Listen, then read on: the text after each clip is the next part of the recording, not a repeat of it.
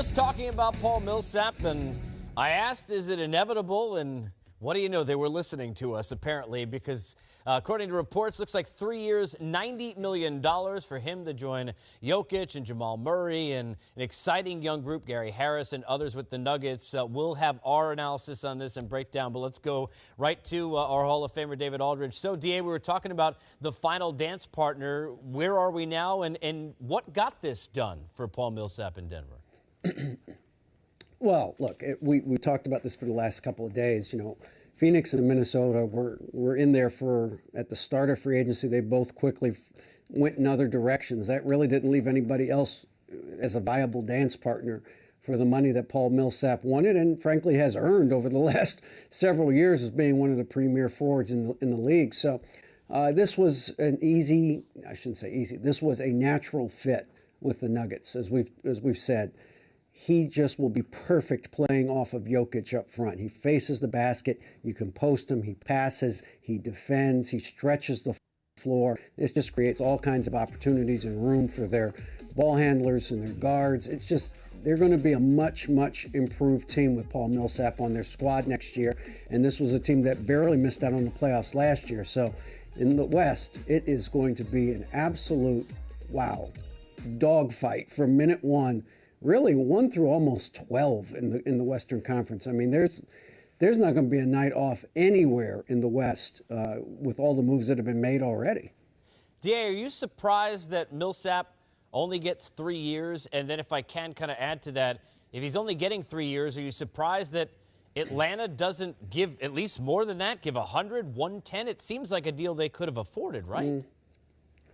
Well, they could have afforded it, but they said very frankly and openly that they weren't going to give him the max. And really, if you're Paul Millsap, the only reason you'd stay in Atlanta is to get the max. I mean, that is not a championship caliber contending team. Not to say that Denver is, but Denver's going to pay you more. You know, $30 million a year is more than Atlanta is going to feel comfortable paying you. So there really wasn't. There's no reason for Atlanta to do it. I think they're in rebuild mode. It's clear that they have a new GM now, and they want to go in a new direction and build a team around Dennis Schroeder, and that's okay. That's a plan. From their standpoint, I don't think it's not throwing good money after bad, but it's not going to get you anywhere by throwing a lot of money at Paul Millsap. DA, appreciate it. Hang tight by the phone. The next name I mentioned to you, they'll sign within 30 seconds, so hang tight. Stu, let me ask you kind of same question. We knew Kyle Lowry, the 3-year deal made sense, right? Because they didn't want to give him at his age a 5-year deal, and Kyle Lowry wanted the annual value to be higher. That was a match. Are you surprised that with the player Millsap is, at his age, he doesn't get more than 3 years?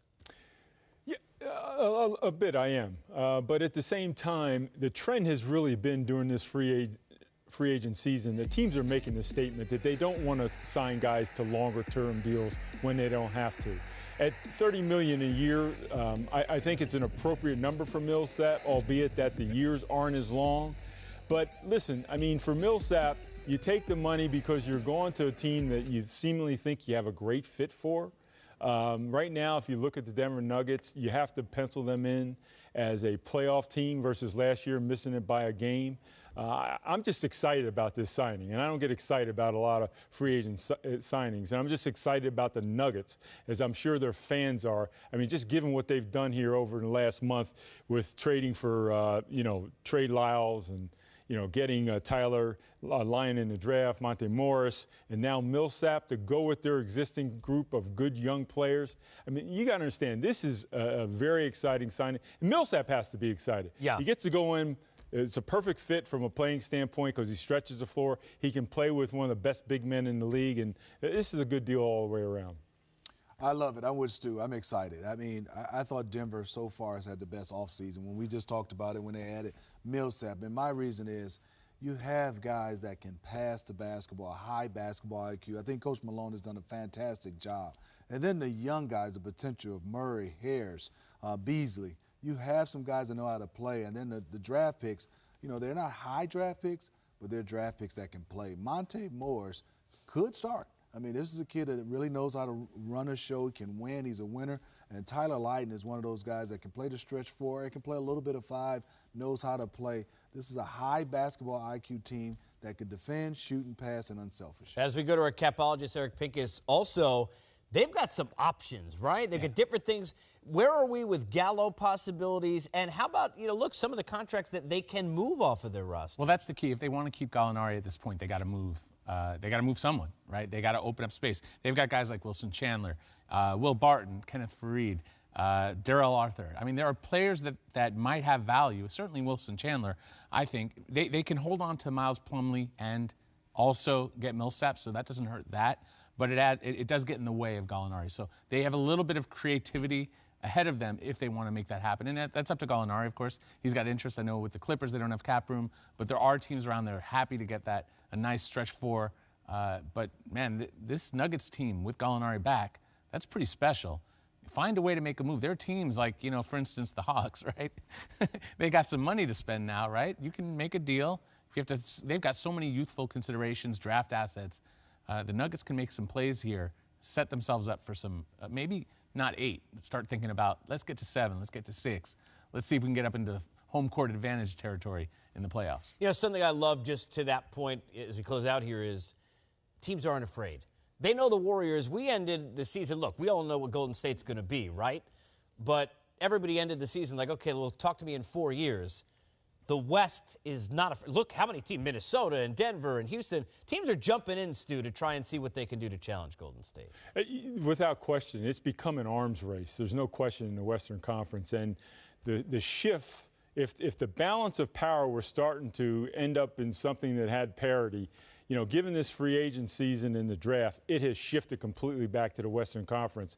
And that's just put more pressure on teams to act and react. I'm of the mind, though, that I don't think that you can build your team to try and match what the Golden State Warriors are. You've got to try to come up with a different angle in terms of how you play that maybe is counterintuitive to matching what the Golden State Warriors do and try to beat them a different way. But listen, with this Denver Nugget team, at least they've got a roster of guys that can pass and cut and shoot the basketball, and they're going to feature a big guy right at the heart of one of Golden State's weaknesses at the center position. Because Jokic, I do believe in the next 5 years will be a multi-all-star player potentially, and with the guys that they now have around them, I mean, who knows? Smitty, just quickly here, as a Hawk through and through, is tough seeing what's going on right now with where they're at? Yeah, it is, because just a few years ago, they had 60 wins, and you start saying, well, if they add a piece here and there, this team has a chance to maybe compete with the Cleveland Cavaliers. And now you fast forward to now, when you look at it, no Al Horford, no Teague, no Millsap, no Korver. Those are the 4 All-Stars, and now you're looking at they're in rebuild mode.